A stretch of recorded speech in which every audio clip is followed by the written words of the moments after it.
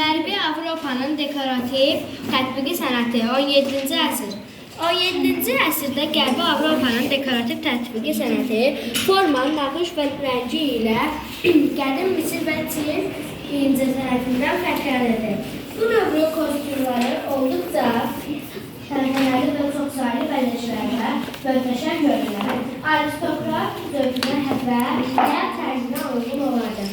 Fransa kralı 14-cü Ludovik hər zaman geyimlərində zaxtalal və müsafirın zənginliyini nümayiş etdirməyə çalışardı.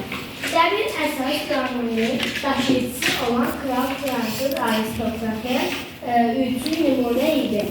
Onun kostümünü almaz və brilyantlar, rəngli daşlar, qızıl və gümüşlər bəzəyərdi.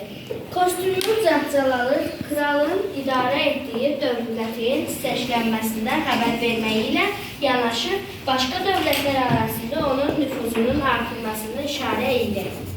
Beləliklə, kostyum insanın cəmiyyətdə müəyyən tətbiqə və ya qrupa aid olduğunu göstərən nişan və simvol sayılardır. Bu cümlə dekor cəmiyyətdə eyni funksiyanı daşıyır.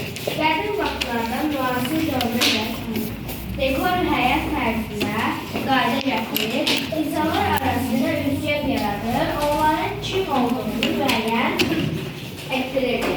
Yaradıcı araşdırma, saray interi, mebel forma, naxış rəngləri. Saray interi, divar naxışları, mebel və nəzir əşyalar saraya xüsusi, yaraşıq və təmtəraj verər, kralın zaxtalarını bilirlər. Tavandakı rəsmlər, güclü divarlar, billur, çimçirab, incə ornamentli döşəmələr, qızılı yapma, dekorun bolluğu, qeyri-adi dekorativlik və xüsusi kəndinə təsərrüfatı yaradardı. O dövrün dəbdəbələri, meyvələri, zəngin dekor